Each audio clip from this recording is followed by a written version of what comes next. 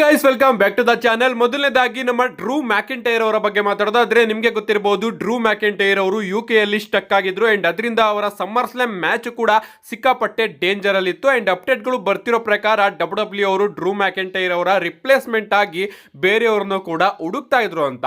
And ಆ ಕಡೆ miss ಅವರು ಕೂಡ ನಾನು ಡ್ರೂ ಮ್ಯಾಕಿಂಟೈರ್ ಅವರ ರಿಪ್ಲೇಸ್ಮೆಂಟ್ ಆಗಿ ಸಮ್ಮರ್ ಸ್ಲಾಮ್ ಅಲ್ಲಿ ಹೋಗೋದಕ್ಕೆ ರೆಡಿ ಇದ್ದೀನಿ ಅಂತ ಅವರು ಕೂಡ ವಿಡಿಯೋ ಮಾಡಿ ಬಿಡ್ತಾ ಇದ್ರು. ಬಟ್ ಈಗ ಅದಕ್ಕೆಲ್ಲ ನಮ್ಮ ಡ್ರೂ ಮ್ಯಾಕಿಂಟೈರ್ ಅವರ ಕಡೆಯಿಂದ ಉತ್ತರ ಬಂದಿದೆ.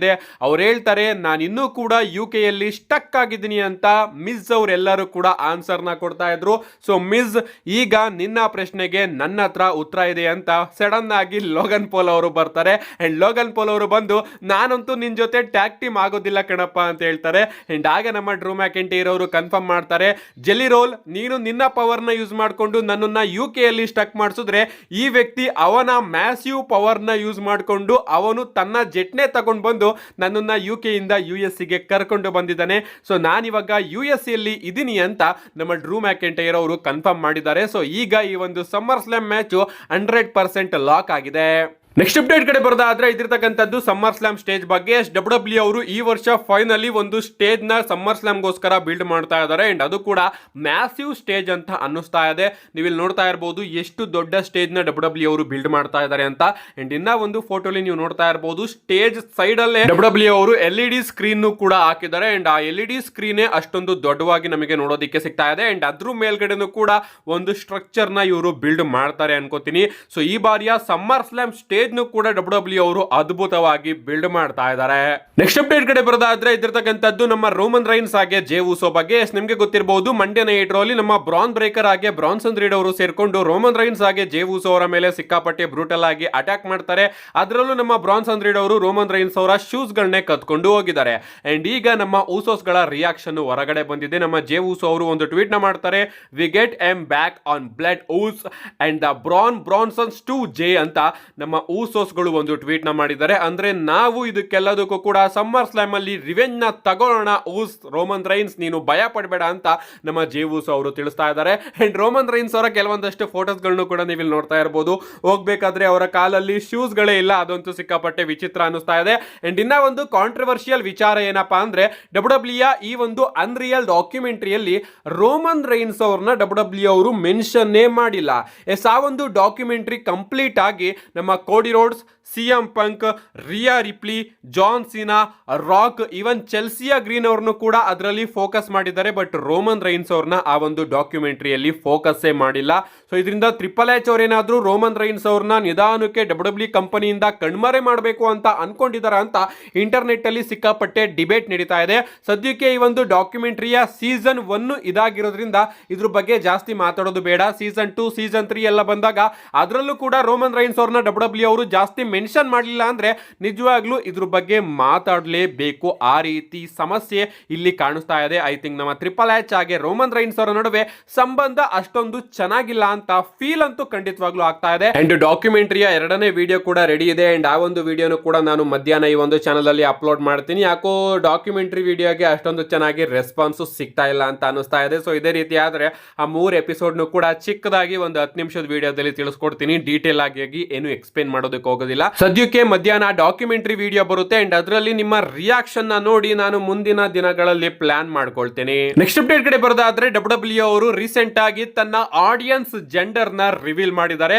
ಅಂದ್ರೆ ಕ್ರಿಯೇಟರ್ಸ್ ಗಳ ಹತ್ರ ಒಂದು ಆಪ್ಷನ್ ಇರುತ್ತೆ, ಅವರ ಕ್ರಿಯೇಟಿವ್ ವಿಡಿಯೋಸ್ ಗಳನ್ನ ಎಷ್ಟು ಜನ ಮೇಲ್ಸ್ ಗಳು ಎಷ್ಟು ಜನ ಫಿಮೇಲ್ಸ್ ಗಳು ನೋಡ್ತಾ ಇದ್ದಾರೆ ಅಂತ. ಅಂಡ್ ನನ್ನ ಚಾನಲ್ ಅಲ್ಲೂ ಕೂಡ ಆಪ್ಷನ್ಸ್ ಇದೆ. ನನ್ನ ವಿಡಿಯೋಸ್ ಗಳನ್ನ 94.7% ಜನ ಹುಡುಗರು ನೋಡ್ತೀರಾ, ಅದೇ ರೀತಿ 5.2% ಜನ ಹೆಣ್ಮಕ್ಳು ನನ್ನ ವಿಡಿಯೋನ ನೋಡ್ತೀರಾ. ಸೊ ಕರ್ನಾಟಕದಲ್ಲಿ 5.2% ಹೆಣ್ಮಕ್ಳು WWE ನ ನೋಡ್ತೀರಾ. ನಿಜವಾಗ್ಲೂ ಅದನ್ನ ನೋಡಿ ನನಗಂತೂ ಸಿಕ್ಕಾಪಟ್ಟೆ ಖುಷಿ ಆಯ್ತು. ಬಟ್ ವರ್ಲ್ಡ್ ವೈಡ್ WWE ಕಂಪನಿನ 40% ಮಾತ್ರ ಹೆಣ್ಮಕ್ಳು ನೋಡ್ತಾರಂತೆ ಅಂಡ್ 60% ಗಂಡು ಮಕ್ಳು ನೋಡ್ತಾರಂತೆ. ಸೊ 40% ನಾವು ಮಾತ್ರ ಅಂತ ಹೇಳೋದಕ್ಕಾಗೋದಿಲ್ಲ, ಯಾಕಂದ್ರೆ ಫಿಮೇಲ್ ಆಡಿಯನ್ಸ್ ಗಳು ಕೂಡ WWE ಕಂಪನಿಗೆ ಜಾಸ್ತಿ ಇದ್ದಾರೆ. ಸೊ 40% ಫಿಮೇಲ್ ಆಡಿಯನ್ಸ್, ಅದೇ ರೀತಿ 60% ಮೇಲ್ ಆಡಿಯನ್ಸ್ ಡಬ್ಲ್ಯೂ ಕಂಪನಿಗೆ ಇದ್ದಾರೆ. ನೆಕ್ಸ್ಟ್ ಅಪ್ಡೇಟ್ ಕಡೆ ಬರೋದಾದ್ರೆ ಇದಿರ್ತಕ್ಕಂಥದ್ದು ನಮ್ಮ ವಿನ್ಸ್ ಮಿಕ್ಮೆನ್ ಅವರ ಮತ್ತೊಂದು ಕೇಸ್ ಬಗ್ಗೆ. ನಾನು ಅವರ ಅಲಿಗೇಷನ್ಸ್ ಗಳ ಬಗ್ಗೆ ಮಾತಾಡ್ತಾ ಇಲ್ಲ, ಬದಲಿಗೆ ಅವರು ಮತ್ತೊಮ್ಮೆ ಕೇಸ್ ಮಾಡ್ಕೊಂಡಿದ್ದಾರೆ. ರೀಸೆಂಟ್ ಆಗಿ ನಮ್ಮ ವಿನ್ಸ್ ಮಿಕ್ಮೆನ್ ಅವರ ಕಾರು ಆಕ್ಸಿಡೆಂಟ್ ಆಗಿದೆ. ನಮ್ಮ ವಿನ್ಸ್ ಮಿಕ್ಮೆನ್ ಅವರು ರ್ಯಾಶ್ ಆಗಿ ಡ್ರೈವಿಂಗ್ ಮಾಡ್ತಾ ಸೀದಾ ಹೋಗಿ ಒಂದು BMW ಕಾರಿಗೆ ಗುದ್ದಿದರಂತೆ. ಅಂಡ್ ಗುದ್ದಿರ್ತಕ್ಕಂತಹ ಫೋರ್ಸ್ ಇಂದ ಆ ಎರಡು ಕಾರಿನ ಅವಶೇಷಗಳು ಪಕ್ಕದಲ್ಲಿ ಇದ್ದಂತಹ ಕಾರಿಗೆ ಹೋಗಿ ಓಡ್ಕೊಂಡಿದೆ. ಅಂಡ್ ಆ ಕಾರ್ಗೂ ಕೂಡ ಏಟ್ ಆಗಿದೆ. ಅಂಡ್ ಈಗ ಈ ಮೂರು ಕಾರ್ಗಳನ್ನು ಕೂಡ ಪೊಲೀಸ್ಗಳು ಟೋಲ್ ಮಾಡಿಕೊಂಡು ತಗೊಂಡೋಗಿದ್ದಾರೆ. ಅಂಡ್ ನಮ್ಮ ವಿನ್ಸ್ ಮಿಕ್ಮೆನ್ ಅವರು ಮುಂದಿನ ತಿಂಗಳು ಕಡೆಯಲ್ಲಿ ಕೋರ್ಟ್ಗೂ ಕೂಡ ಹಾಜರಿ ಆಗ್ಬೇಕಂತೆ. ಅಂಡ್ ಇದ್ರ ಬಗ್ಗೆ ಬ್ಯಾಕ್ ಸ್ಟೋರಿನ ನಾವು ಮಾತಾಡೋದಾದ್ರೆ ಈ ಒಂದು ಘಟನೆ ಆಗಿದ್ದು ನಮ್ಮ ಹಲ್ಕ್ ಹೋಗನ್ ಅವರು ತೀರೋದ್ರಲ್ಲ ಆ ದಿನನೇ. ಸೊ ಅಪ್ಡೇಟ್ಗಳು ಬರ್ತಿರೋ ಪ್ರಕಾರ ನಮ್ಮ ಹಲ್ಕ್ ಹೋಗನ್ ಅವರು ತೀರೋದಂತಹ ವಿಚಾರ ವಿನ್ಸ್ ಮಿಕ್ಮ್ಯಾನ್ ಗೆ ಗೊತ್ತಾಗಿದೆ. ಅಂಡ್ ಆ ಒಂದು ವಿಚಾರದಿಂದ ವಿನ್ಸ್ ಮಿಕ್ಮ್ಯಾನ್ ಅವರು ಶಾಕಿಗೆ ಒಳಗಾಗಿ ಸಿಕ್ಕಾಪಟ್ಟೆ ರ್ಯಾಶ್ ಆಗಿ ಡ್ರೈವ್ ಮಾಡ್ತಾ ಹೋಗಿ ಗುದ್ದಿದ್ದಾರೆ ಅಂತ ಅಪ್ಡೇಟ್ಗಳು ಬರ್ತಾ ಇದೆ. ಅಫ್ಕೋರ್ಸ್ ತನ್ನ ಬೆಸ್ಟ್ ಫ್ರೆಂಡ್ ನ ಅವರು ಕಳ್ಕೊಂಡಿದ್ದಾರೆ. ಅಂಡ್ ಅದರಿಂದ ನಮ್ಮ ವಿನ್ಸ್ ಮಿಕ್ಮ್ಯಾನ್ ಅವರಿಗೆ ಸಿಕ್ಕಾಪಟ್ಟೆ ಶಾಕ್ ಆಗಿದೆ. ಅಂಡ್ ಅದರಿಂದ ಅವರು ಆತ್ರದಲ್ಲಿ ಈ ರೀತಿ ಕೆಲಸನ ಮಾಡ್ಕೊಂಡಿದ್ದಾರೆ. ಸೊ ಕಾದ್ ನೋಡೋಣ ಗೈಸ್. ಅಂಡ್ ಇನ್ನೊಂದು ಏನಪ್ಪಾ ಅಂದ್ರೆ ಇದರಿಂದ ಯಾರಿಗೂ ಕೂಡ ಜಾಸ್ತಿ ಏಟ್ ಆಗಿಲ್ಲ, ಐ ಮೀನ್ ಇಂಜುರಿನೇ ಆಗಿಲ್ಲ ಅಂತ ಅನ್ಕೋಬಿಡಿ. ಸೊ ಕಾರ್ಗಳು ಅಷ್ಟೊಂದು ಅದ್ಭುತವಾಗಿ ಬಿಲ್ಡ್ ಆಗಿದ್ವು ಅಂಡ್ ಅಷ್ಟೇ ದುಬಾರಿ ಕಾರ್ಗಳು. ಅಂಡ್ ಅದರಿಂದ ಯಾರಿಗೂ ಕೂಡ ಏನೂ ಆಗಿಲ್ಲ, ಬಟ್ ಆಕ್ಸಿಡೆಂಟ್ ಅಂತೂ ಖಂಡಿತವಾಗ್ಲೂ ಆಗಿದೆ. ನಮ್ಮ ನೆಕ್ಸ್ಟ್ ಅಂಡ್ ಫೈನಲ್ ಅಪ್ಡೇಟ್ ಕಡೆ ಬರೋದಾದ್ರೆ ಸ್ವಲ್ಪ ರಸಲ್ಮೇನಿಯಾ 41 ಕಡೆ ಹೋಗಿ ಬರೋಣ. ಸೊ ಈಗ ಒರಿಜಿನಲ್ ರಸಲ್ಮೇನಿಯಾ 41 ನ ಕಾರ್ಡು ನಮ್ಮ ಕಣ್ಮುಂದೆ ಇದೆ. WWE ಅವರು WWE ಅನ್ರಿಯಲ್ ಎಪಿಸೋಡ್ ಅಲ್ಲಿ ಈ ಒಂದು ಕಂಪ್ಲೀಟ್ ಚಾರ್ಟ್ ನ ರಿವೀಲ್ ಮಾಡಿದ್ದಾರೆ. ಅಪ್ಡೇಟ್ ಬಂದಂಗೆ ನಾನು ಕೂಡ ಹೇಳ್ತಾ ಇದ್ದೆ WWE ಅವರು ರಸಲ್ಮೇನಿಯಾಗೆ ಈ ಮ್ಯಾಚಸ್ ಗಳನ್ನ ಪ್ಲಾನ್ ಮಾಡ್ತಾ ಇದ್ದಾರೆ ಅಂತ. ಆಗ ಕಮೆಂಟ್ ಸೆಕ್ಷನ್ ಅಲ್ಲಿ ಕಮೆಂಟ್ ಮಾಡ್ತಾ ಇದ್ರಿ, ನೀನು ಹೇಳಿದ್ ಒಂದು ಕೂಡ ಆಗೋದಿಲ್ಲ ಬುಡುಗುರು ಹಂಗೆ ಹಿಂಗೆ ಅಂತ. ಬಟ್ ನನ್ನ ಚಾನಲ್ ನ ರೆಗ್ಯುಲರ್ ಆಗಿ ಫಾಲೋ ಮಾಡ್ತಾ ಇದ್ರೆ ಗೊತ್ತಿರುತ್ತೆ ನಾನು ಏನ್ ಹೇಳ್ತೀನಿ ಅದು ಅಪ್ಡೇಟು ಮುಂದೊಂದು ದಿನ ಆಗುತ್ತೆ, ಅಥವಾ ಬದಲಾದ್ರೂ ಕೂಡ ಅದನ್ನ ರಿವಿಸಿಟ್ ಮಾಡಿ ನಾನು ಅಪ್ಡೇಟ್ ನ ಚೇಂಜ್ ಮಾಡಿ ಹೇಳ್ತೀನಿ ಅಂತ. ಅಂಡ್ ಈಗ ರಸಲ್ಮೇನಿಯಾ 41 ನ ಒರಿಜಿನಲ್ ಮ್ಯಾಚ್ ಕಾರ್ಡು ನಮ್ಮ ಕಣ್ ಮುಂದೆ ಇದೆ. ಒರಿಜಿನಲ್ ಮ್ಯಾಚ್ ಕಾರ್ಡ್ ನ ನಾವು ನೋಡೋದಾದ್ರೆ ಮೊದಲನೇದಾಗಿ WWE ಅವರು Cody Rhodes versus John Cena ಅವರ ನಡುವೆ ಅನ್ಡಿಸ್ಪ್ಯೂಟೆಡ್ ಚಾಂಪಿಯನ್ಶಿಪ್ ಗೆ ಸಿಂಗಲ್ಸ್ ಮ್ಯಾಚ್ ನ ಪ್ಲಾನ್ ಮಾಡಿದ್ರು. ಅಫ್ಕೋರ್ಸ್ ಈ ಒಂದು ಮ್ಯಾಚ್ ನಮಗೆ ರಸಲ್ಮೇನಿಯಾದಲ್ಲಿ ನೋಡೋದಕ್ಕೆ ಸಿಕ್ತು.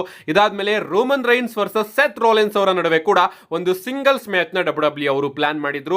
ಬಟ್ ಈ ಒಂದು ಮ್ಯಾಚ್ ಚೇಂಜ್ ಆಗಿ ಈ ಒಂದು ಮ್ಯಾಚ್ ಗೆ ನಮ್ಮ CM ಪಂಕ್ ಅವರು ಕೂಡ ಆಡ್ ಆದ್ರು. ಅಂಡ್ ಅದಾದ್ಮೇಲೆ ಗಂತರ್ ವರ್ಸಸ್ CM ಪಂಕ್ ಅವರ ನಡುವೆ ವರ್ಲ್ಡ್ ಹೆವಿವೇಟ್ ಚಾಂಪಿಯನ್ಶಿಪ್ ಗೆ ಒಂದು ಸಿಂಗಲ್ಸ್ ಮ್ಯಾಚ್ ನ ಪ್ಲಾನ್ ಮಾಡಿದ್ರು. ಈ ಒಂದು ಮ್ಯಾಚ್ ಕೂಡ ಚೇಂಜ್ ಆಗಿತ್ತು. ರಿಯಾ ರಿಪ್ಲಿ ವರ್ಸಸ್ ಬಿಯಾಂಕಾ ಬ್ಲೇರ್ ಅವರ ನಡುವೆ ವಿಮೆನ್ಸ್ ವರ್ಲ್ಡ್ ಹೆವಿವೇಟ್ ಚಾಂಪಿಯನ್ಶಿಪ್ ಗೂ ಕೂಡ ಒಂದು ಮ್ಯಾಚ್ ನ ಪ್ಲಾನ್ ಮಾಡಿದ್ರು. ಬ್ಯಾಡ್ ಬನಿ ವರ್ಸಸ್ ಡೊಮಿನಿಕ್ ಮಿಸ್ಟೀರಿಯೋ ಅವರ ಮ್ಯಾಚ್ ನ ಕೂಡ WWE ಅವರು ಪ್ಲಾನ್ ಮಾಡಿದ್ರು. ಬಟ್ ಬ್ಯಾಡ್ ಬನಿ ಅವರ ಶೆಡ್ಯೂಲ್ ಆ ಒಂದು ಟೈಮ್ ಗೆ ಸಿಕ್ಕಿಲ್ಲ ಅನ್ಕೋತೀನಿ, ಅದಕ್ಕೋಸ್ಕರ ಇದು ನಮಗೆ ನೋಡೋದಕ್ಕೆ ಸಿಗಲಿಲ್ಲ. ವೈಟ್ 6 ವರ್ಸಸ್ ಜಡ್ಜ್ಮೆಂಟ್ ಡೇ ಅವರ ಮ್ಯಾಚ್ ಕೂಡ ಪ್ಲಾನ್ ಮಾಡಿದ್ರು. ಅಪ್ಡೇಟ್ ವಿಡಿಯೋದಲ್ಲಿ ನಾನು ನಿಮಗೆ ತಿಳಿಸಿದ್ದೆ ಈ ಒಂದು ಮ್ಯಾಚ್ ನ WWE ಅವರು ಪ್ಲಾನ್ ಮಾಡ್ತಾ ಇದ್ದಾರೆ ಅಂತ. ಅಂಡ್ ಪ್ಲಾನ್ ನ ಅವರು ನಿಜವಾಗ್ಲೂ ಕೂಡ ಮಾಡಿದ್ರು. ಜೇಡ್ ಕಾರ್ಗಿಲ್ ವರ್ಸಸ್ ನಾಯಾ ಜಾಕ್ಸ್ ಅವರ ನಡುವೆ ವಿಮೆನ್ಸ್ ಚಾಂಪಿಯನ್ಶಿಪ್ ಗೂ ಕೂಡ ಒಂದು ಮ್ಯಾಚ್ ನ ಪ್ಲಾನ್ ಮಾಡಿದ್ರು. Becky Lynch and Charlotte Flair versus Asuka and Kairi Sane ಅವರ ನಡುವೆ ವಿಮೆನ್ಸ್ ಟ್ಯಾಗ್ ಟೀಮ್ ಚಾಂಪಿಯನ್ಶಿಪ್ ಗೂ ಕೂಡ ಒಂದು ಮ್ಯಾಚ್ ನ ಪ್ಲಾನ್ ಮಾಡಿದ್ರು. ಆಗ ಈ ಒಂದು ಮ್ಯಾಚ್ ಬಗ್ಗೆನೂ ಕೂಡ ನಾನು ಅಪ್ಡೇಟ್ ವಿಡಿಯೋದಲ್ಲಿ ತಿಳಿಸಿದ್ದೆ. ರ್ಯಾಂಡಿ ಆರ್ಟನ್ ವರ್ಸಸ್ ಕೆವಿನ್ ಓಯನ್ಸ್ ಅವರ ಮ್ಯಾಚ್ ನು ಕೂಡ WWE ಅವರು ಪ್ಲಾನ್ ಮಾಡಿದ್ರು. ಒರಿಜಿನಲ್ ಆಗಿ ಪ್ಲಾನ್ ಆಗಿತ್ತು, ಬಟ್ ಕೆವಿನ್ ಓಯನ್ಸ್ ಅವರಿಗೆ ಇಂಜುರಿ ಆದ ಕಾರಣ ಈ ಒಂದು ಮ್ಯಾಚ್ ನಮಗೆ ನೋಡೋದಕ್ಕೆ ಸಿಗಲಿಲ್ಲ. Drew McIntyre versus Bron Breakker ಅವರ ನಡುವೆ ಕೂಡ ಒಂದು ಮ್ಯಾಚ್ ನ ಪ್ಲಾನ್ ಮಾಡಿದ್ರು. ಬಟ್ ಈ ಒಂದು ಮ್ಯಾಚ್ ಅಲ್ಲಿ ಸ್ಪೆಷಲ್ ಗೆಸ್ಟ್ ರೆಫ್ರಿ ಆಗಿ ಸ್ಟಾಂಗ್ ಕೋಲ್ಡ್ ಸ್ಟೀವ್ ಆಸ್ಟನ್ ಅವರನ್ನ ಪ್ಲಾನ್ ಮಾಡಿದ್ರಂತೆ. ನಿಜವಾಗ್ಲೂ ಗಾಯ್ಸ್ ಈ ಒಂದು ಮ್ಯಾಚ್ ಏನಾದ್ರೂ ಆಗಿದ್ದಿದ್ರೆ ನಮ್ಮ ಬ್ರಾನ್ ಬ್ರೇಕರ್ ಅವರಿಗೆ ಇನ್ನೂ ಕೂಡ ಹೆಲ್ಪ್ ಆಗೋದು. ಬಟ್ ಯಾಕೋ ಈ ಒಂದು ಮ್ಯಾಚ್ ಆಗ್ಲಿಲ್ಲ. ಅಂಡ್ ನಮ್ಮ ಡ್ರೂ ಮ್ಯಾಕೆಂಟೈರ್ ಅವರಿಗೆ WWE ಅವರು ಸಡನ್ ಆಗಿ ಡೇಮಿಯನ್ ಪ್ರೀಸ್ಟ್ ಅವರನ್ನ ಅಪೋನೆಂಟ್ ಆಗಿ ತಗೊಂಡು ಬರ್ತಾರೆ. ಇದಾದ್ಮೇಲೆ Rey Mysterio with Travis Scott versus Chad Gable ಅವರ ನಡುವೆ ಕೂಡ ಒಂದು ಮ್ಯಾಚ್ ನ ಪ್ಲಾನ್ ಮಾಡಿದ್ರಂತೆ. ರಸಲ್ಮೇನಿಯಾ ಮೇನ್ ಇವೆಂಟ್ ಅಲ್ಲಿ ಟ್ರಾವಿಸ್ ಸ್ಕಾಟ್ ಅವರು ನೋಡೋದಕ್ಕೆ ಸಿಗ್ಬೇಕಾಗಿರ್ಲಿಲ್ಲ. ರೆಮಿಸ್ಟೀರಿಯೋ ಅವರ ಜೊತೆ ಎಂಟ್ರೆನ್ಸ್ ಅಲ್ಲಿ ಅವರು ನೋಡೋದಕ್ಕೆ ಸಿಗ್ಬೇಕಾಗಿತ್ತು. ಬಟ್ WWE ಅವರು ಪ್ಲಾನ್ಸ್ ನ ಚೇಂಜ್ ಮಾಡಿದ್ದಾರೆ. ಇದಾದ್ಮೇಲೆ Jey Uso versus Damian Priest versus Sami Zayn versus Sheamus versus Bronson Reed versus Ludwig Kaiser ಅವರ ನಡುವೆ ಇಂಟರ್ಕಾಂಟಿನೆಂಟಲ್ ಚಾಂಪಿಯನ್ಶಿಪ್ ಗೆ ಒಂದು ಲ್ಯಾಡರ್ ಮ್ಯಾಚ್ ನ ಪ್ಲಾನ್ ಮಾಡಿದ್ರಂತೆ. ಸೊ ಲ್ಯಾಡರ್ ಮ್ಯಾಚ್ ಅಲ್ಲಿ ನಮ್ಮ ಜೇ ಊಸೋ ಅವರು ಒರಿಜಿನಲ್ ಆಗಿ ಇರಬೇಕಾಗಿತ್ತು. ಬಟ್ ಜೇ ಊಸೋಗೆ WWE ಅವರು ಪುಷ್ ನ ಕೊಟ್ಟು ವರ್ಲ್ಡ್ ಹೆವಿವೇಟ್ ಚಾಂಪಿಯನ್ಶಿಪ್ ಗೆ ಅವ್ರನ್ನ ಇನ್ವಾಲ್ವ್ ಮಾಡ್ತಾರೆ. ಇದಾದ್ಮೇಲೆ LA Knight versus Jimmy Uso versus Andrade versus Solo Sikoa versus Santos Escobar versus Shinsuke Nakamura ಅವರ ನಡುವೆ ಯುನೈಟೆಡ್ ಸ್ಟೇಟ್ ಚಾಂಪಿಯನ್ಶಿಪ್ ಗೂ ಕೂಡ ಒಂದು ಲ್ಯಾಡರ್ ಮ್ಯಾಚ್ ನ ಪ್ಲಾನ್ ಮಾಡಿದ್ರಂತೆ. ಬಟ್ ಈ ಒಂದು ಮ್ಯಾಚ್ ನ ಕೂಡ WWE ಅವರು ಚೇಂಜ್ ಮಾಡಿದ್ರು. ಐ ಥಿಂಕ್ ರಸಲ್ಮೇನಿಯಾದಲ್ಲಿ ಯಾವುದೇ ರೀತಿಯ ಲ್ಯಾಡರ್ ಮ್ಯಾಚ್ ಇರಲಿಲ್ಲ ಅಂತ ಅನಿಸ್ತಾ ಇದೆ. ಇತ್ತ ಕಮೆಂಟ್ ಮಾಡಿ, ನನಗಂತೂ ಮರ್ತೋಗಿದೆ. ಸೊ ಈ ಒಂದು ಕಂಪ್ಲೀಟ್ ಮ್ಯಾಚ್ ಕಾರ್ಡ್ನ ಡಬ್ಲ್ಯೂ ಅವರು ಚೇಂಜ್ ಮಾಡ್ತಾರೆ. ಯಾಕೆ? ಜೇ ಊಸೋಗೆ ಪುಷ್ ಕೊಡೋದಕ್ಕೆ. ಆ್ಯಂಡ್ ಈಗ ಪುಷ್ ಏನಾಯಿತು? ಅಫ್ಕೋರ್ಸ್ ಅವರು ಅದನ್ನು ಮೇಂಟೈನ್ ಮಾಡೋದಕ್ಕೆ ಆಗಲಿಲ್ಲ. ಅವರು ಸಿಕ್ಕಾಪಟ್ಟೆ ಖುಷಿಯಲ್ಲಿ ಬಾಚಸ್ಗಳನ್ನ ಮಾಡೋದಕ್ಕೆ ಶುರು ಮಾಡಿಬಿಡ್ತಾರೆ. ಇದನ್ನು ನಾನು ಹೇಳ್ತಾ ಇಲ್ಲ, ಈವನ್ ಆ ಒಂದು ಅನ್ರಿಯಲ್ ಡಾಕ್ಯುಮೆಂಟ್ರಿಯಲ್ಲೇ ಹೇಳಿದ್ದಾರೆ ನಮ್ಮ ಟ್ರಿಪಲ್ ಎಚ್ ಅವರು ಖುದ್ದು ತನ್ನ ಬಾಯಿಂದ. ಅದನ್ನೆಲ್ಲದನ್ನು ಕೂಡ ತಿಳಿಸ್ಕೊಡ್ತೀನಿ. ಸದ್ಯಕ್ಕೆ ಒರಿಜಿನಲ್ ರಸ್ಸಲ್ ಮೇನಿಯಾ 41ನ ಮ್ಯಾಚ್ ಕಾರ್ಡು ಹಿಂಗಿತ್ತು. ಬಟ್ ಅದನ್ನು ಡಬ್ಲ್ಯೂ ಅವರು ಚೇಂಜ್ ಮಾಡಿ ಹೆಂಗೋ ಮಾಡಿಬಿಟ್ರು. ನಿಮ್ಗೇನು ಅನಿಸುತ್ತೆ ಗಾಯ್ಸ್? ಈ ಒಂದು ಮ್ಯಾಚ್ ಕಾರ್ಡು ಬೆಟರ್ ಆಗಿದೆಯೋ ಅಥವಾ ಒರಿಜಿನಲ್ ಆಗಿ ನೋಡೋದಕ್ಕೆ ಸಿಕ್ಕಂತಹ ಮ್ಯಾಚ್ ಕಾರ್ಡೇ ಚೆನ್ನಾಗಿತ್ತು? ನಿಮ್ಮ ಅನಿಸಿಕೆನ ಕಮೆಂಟ್ ಮಾಡಿ ಅಂತ ಹೇಳ್ತಾ, see you guys in my next video.